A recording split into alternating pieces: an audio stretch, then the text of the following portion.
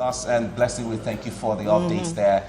Now, you can be part of the conversation online, and if you're joining us, you can send your tweets to at Edo Voices. At Edo Voices is a tweet. You can send all your conversations in there, and you can use the hashtag Edo Decides, so you can be part of the conversation this morning.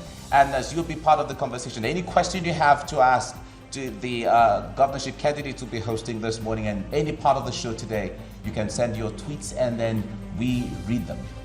Now let's start off with our first big story. Now the People's Democratic Party in the forthcoming Edo governorship election, they have been caught unawares following a surprise defection of prominent members of the party to the ruling All Progressives Congress in the state.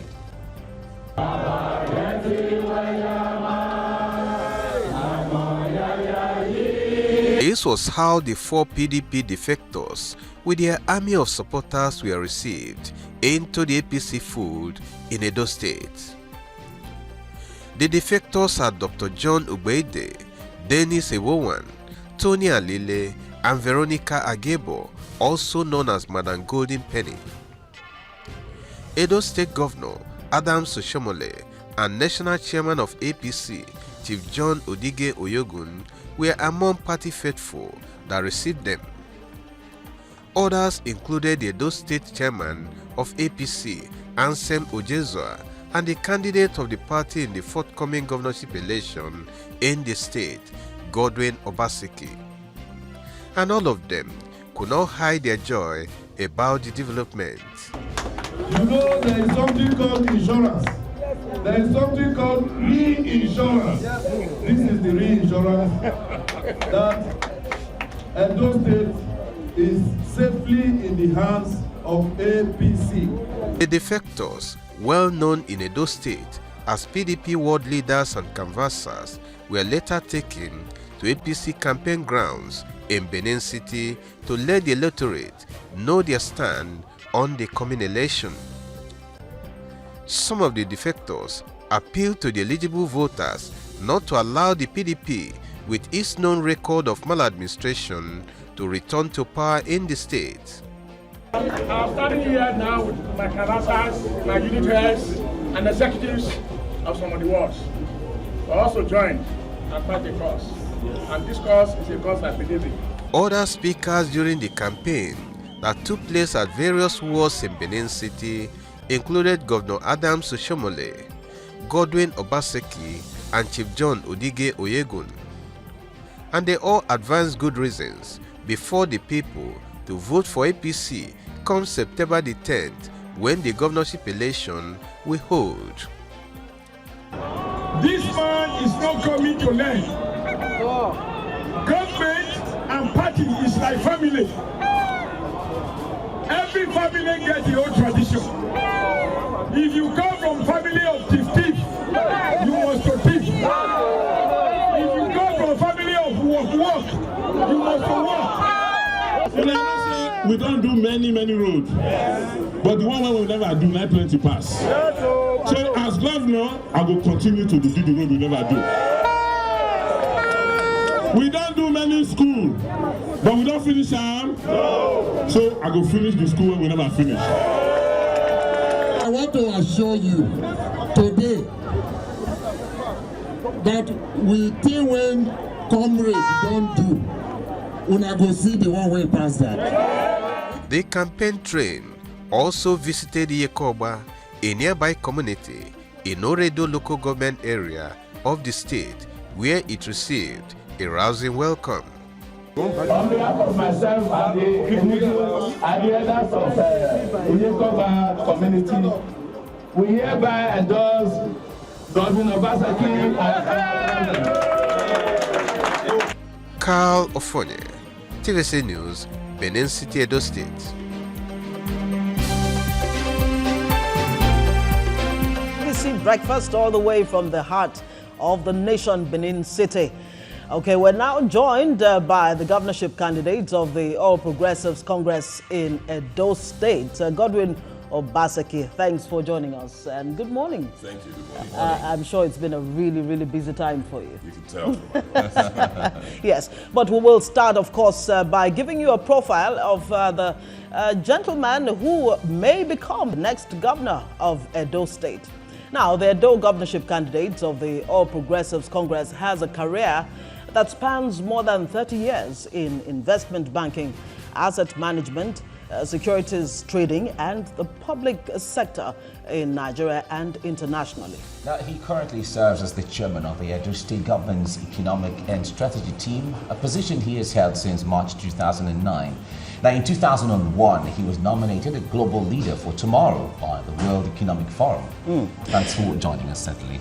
Thank you. Okay, so maybe we should just begin this way. Why exactly should you become the next governor of Edo State, if I might put it that way?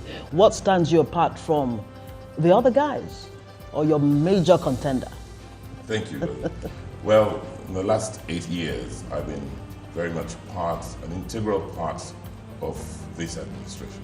In fact, I was one of those who persuaded Comrade Shomole to run for governor of Edo State because of the mess our state was in. You know, like most of us Nigerians, every time we get together to talk about our country or our state, we always lament it. But I found someone in Shomole who said, look, guys, stop lamenting, let's do something about it. And so as a team, we worked with him, supported him through his elections until he became governor through his court cases. And once he did, I headed a team that drew out the blueprint for this administration through the priorities, the sources of funding, how to hire people to work for government. And since inception, I have been the chairman of economic. So I understand, through and through, thoroughly, the situation in Edo before we came, what we've had to do, where we are now, and where we should be headed. And, with all modesty, I don't think many people have the kind of experience I have done in the last 8 years being here. Okay, we'll come back to this shortly. Let's give you a general overview of the political developments in Edo State. Now, Edo State was created on August 27th, 1991 by the split of the then Bendel State into two. Edo State, which is popularly referred to as the heartbeat of the nation, has its capital in Benin City. Now, the state has 18 local government areas and a population of approximately 4 million people. Edo State is home to many indigenes and other settlers. Some of the major ethnic groups are the Benis, representing 58%, the Esas, who represent 17% of the population, and the Afemais, or Esako, represent 12% of the population. Now, the Omas represent 7%, while 6% of the population are Akoko Edos. Now, this representation is according to the state government's website. Now, 19 candidates from different political parties have been listed by the Independent National Electoral Commission to contest for the governorship seat come September the 10th, when Edo people will head to the polls. Okay, so let's take a look at the main contenders. Godwin Obaseki, of course, of the All Progressives Congress, Osage Izeyamu of the People's Democratic Party, and Onaiwu Osaze Osaro of the All Progressive Grand Alliance. Now, who will take over the saddle of leadership? Certainly, beside this, there are still several other people. Quite a number of them. There are 19 candidates. Well, we're narrowing down a little bit. So let's bring this back to perspective, bringing you on now. Now, you gave us a background earlier on, but let me ask you this. There are other contenders, 19 of you, that have pedigrees in different areas. What is different that you are bringing on the table that will make Edolites say, this is the one we'll vote for, and not the other ones? I think the major difference for me is that you can see that I am not a professional politician. I'm a professional in politics. I have been, like I said, over the last 8 years, I was doing other things in my life. And by coming into politics of Edo, what I'm doing is helping expand the political space and bringing experience from other walks of life into our politics. And that has helped tremendously in helping me have a much more different understanding of what the situation is, political situation is, and what needs to be done. Because if you sit back and reflect, you'll understand that the politics of Nigeria over the last 30, 40 years has been solely driven by oil. Either the Second Republic or this republic, oil has been the factor. So that most governments, whether it's federal, state, or local government, have essentially run their affairs and their politics based on the oil resources they get from Abuja. So the era of oil politics is finally coming to an end. And we're now beginning to see the emergence of a politics of development. The key difference in these two is that whereas during the era of oil politics, the political actors, the main consideration was how to allocate and share oil resources for the purposes, whatever political purposes it set out. But in this era, it's going to be a combination of first understanding how to utilize the resources in your political space to first create value before you now talk about distributing this value. So that's a very, very sharp difference. And you require people who have not only understanding of political maneuvering, but more importantly, how to manage institutions to harness the resources available in the environment to create wealth, after which we'll talk about how to distribute these benefits politically. So that's a sharp difference, which I think I bring to the table. Okay, I know that you come from the illustrious Obaseki family and you have vast experience internationally and locally. You've been in part of this government for about 7 years and all of that. How have all of this come together to prepare you to take the baton from the present governor? Yeah, firstly, it's coming from being fortunate to come from the sort of background I come from. I grew up in a home where what was important was service and your Christianity. Those are the two key values I grew up with. My paternal grandfather, for instance, was chairman of Benin Divisional Council, was member of the Federal House, member of the Western House, and my maternal grandfather was the secretary of Benin Divisional Council. What's significant is while during the era, Benin Divisional Council was the wealthiest local government in the Commonwealth of Nations. Excuse me. And so we grew up in a home where what was key and important and paramount was service, public service. And we were told that public service is where you go, is where you serve people and make your name. You do not go into government to make money. If you want to make money, go into business and take the risk. So for me, I started life being on my own, doing my business, taking risks, and by the grace of God, being fairly successful.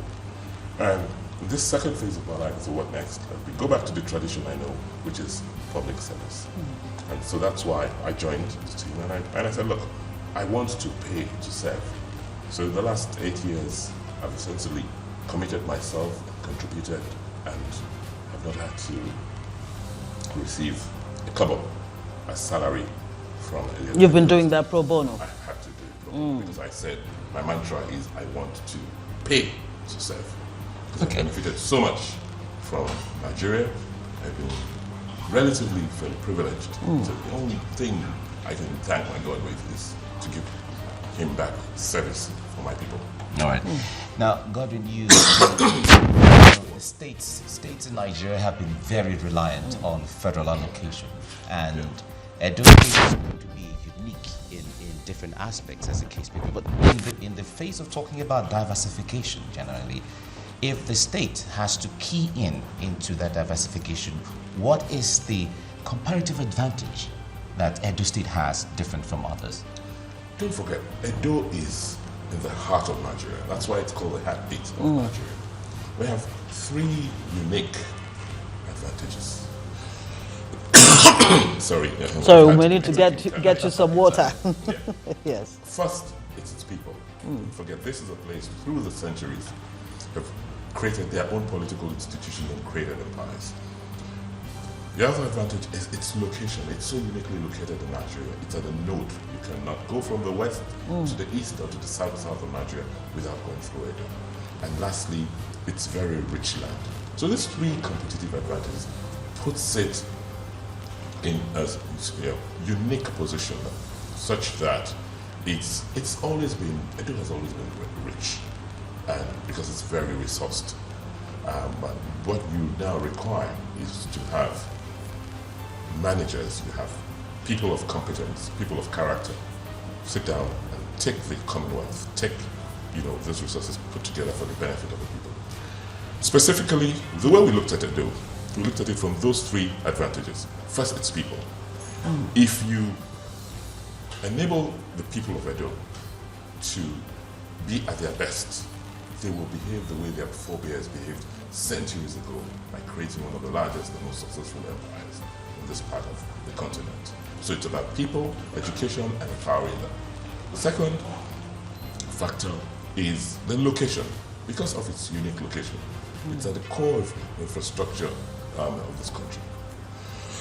The road infrastructure, like I said, from the national infrastructure, national road infrastructure, go through Edo.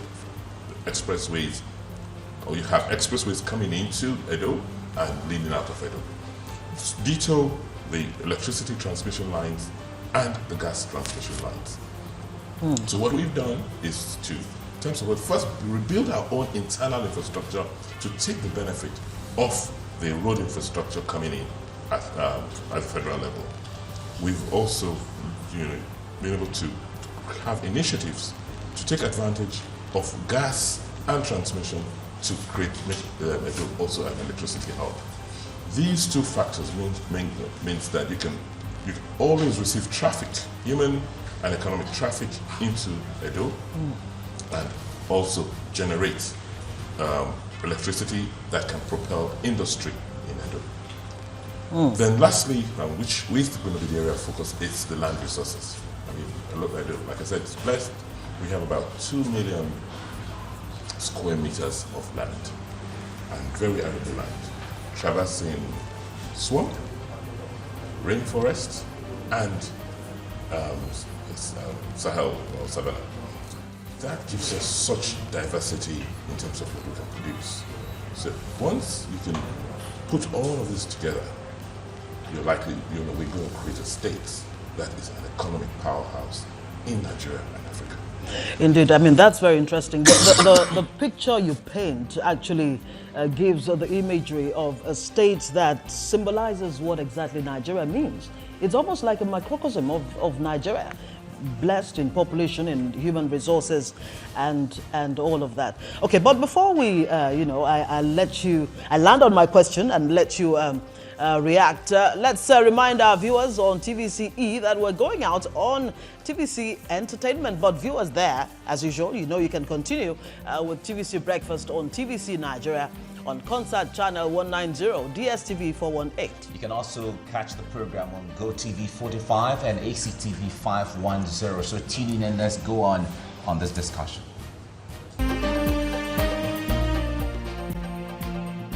For a society where almost 65% of the people who live in that society are under the age of 30.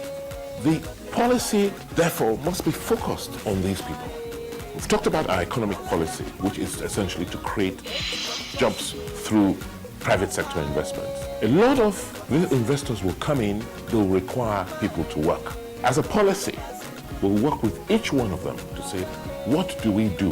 How do we retrain our youth to suit your purpose? This is an area we will put a lot of resources into. The economic downturn we face today is a blessing in disguise. Because Nigeria, particularly Edo State, as you know, is a state that is so well endowed.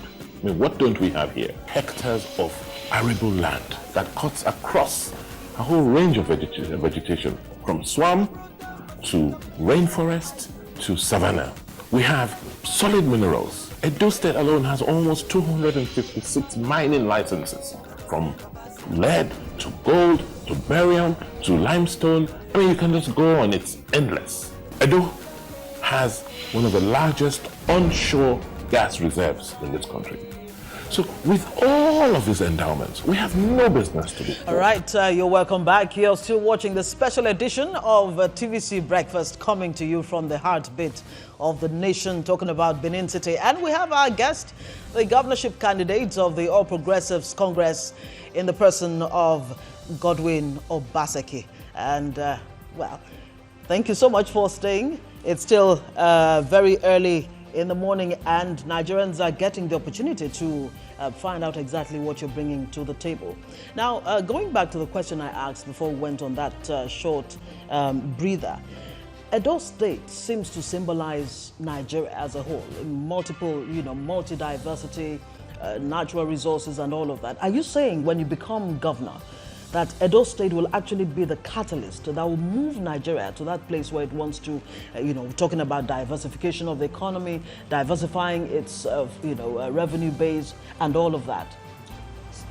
No, certainly, because I see us as a country within a country. And what's important now is for us to be less dependent on anybody else. We're trying to utilize what we have to create what we want and what we should be. Because, like you said, we're really a microcosm of Nigeria, with kind of ethnic diversity, which gives us a really, really resourced, a very diversified human resources in the state. You're also talking about our natural resources. I mean, Edo State, for instance, has about 256 mining licenses. Wow. I mean, that's even an area we've not even, touched. And so the opportunities are just boundless. But it all comes down to one thing: good governance. If you do not have the right people at the helm of affairs, managing the affairs of state for the benefit of majority of the people, it will be very, very difficult to get the benefit of all those resources you have. That's why the election is important. All right, now we'll come back to this, but let's have a look. Let's allow the people know about your manifesto. We're going to play this. I'd like my producers to play this. Let's have an idea of what Obaseki's manifesto stands for, so you can hold him to something. Okay, so highlights of Godwin Obaseki's manifesto include the creation of jobs for the teeming Edo population, agricultural development in the state, boosting entrepreneurship, developing industries across the state, also expansion of the state's infrastructure. Now, others are women and youth empowerment, making reforms in the civil service, reforming tax operations, and ultimately the security of lives and property in the state. All right, now let's come to the basics. Experts you interview here and there, it is common knowledge that Nigeria has huge infrastructural deficit. If we have to come back home, because that's the bedrock of the growth of any economy, as the case may be, what will be your focus of infrastructure if you get voted in by Edo people?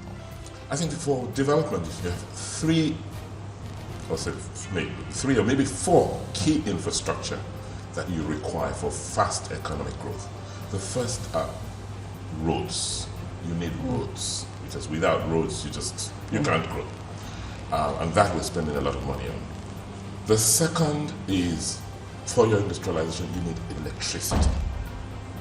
And the third, believe it or not today, is broadband. Those three infrastructure are so key for modern economic growth that once your government focuses its investments in these areas, the outcomes are just limitless. But I think the key is how. It's not what you say in your manifesto. It's how. How do you make all of these possible? Because anybody could go online and copy anything and mouth any program. Indeed. The issue is, what people must ask is, how are you going to do it? And why should we trust you? It comes back to your experience. What have you done with your life before now, before public office? If you have you don't have any proven success track, why should we now believe that it's when you get into office you can now accomplish what you didn't accomplish, in life before? The second is, do you have any demonstrable competence and capacity? Tell me, how you have, give me examples of what you have done. Your government is perhaps the most important institution you have in any community. Because without government, nothing works. And so government is not where you come and experiment. You come and, do trial and error. Because every decision you take affects, in this case, in the case of Edo, about 4 to 5 million lives.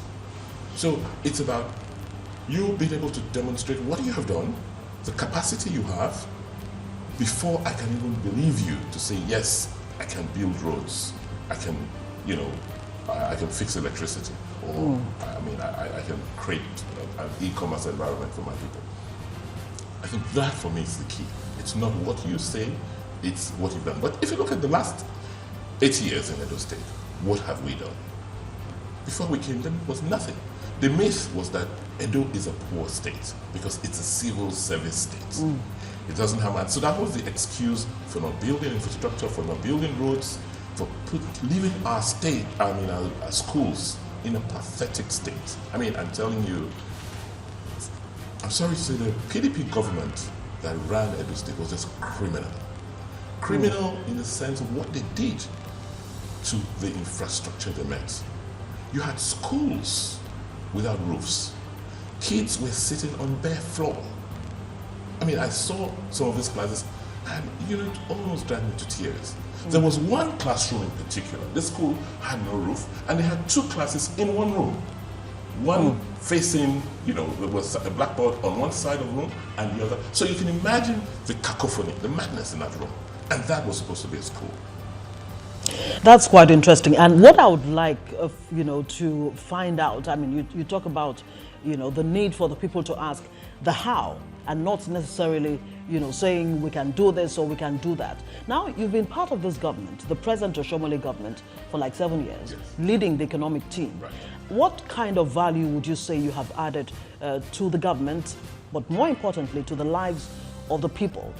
And now, looking back, I'm going to ask you a double-barrel question here.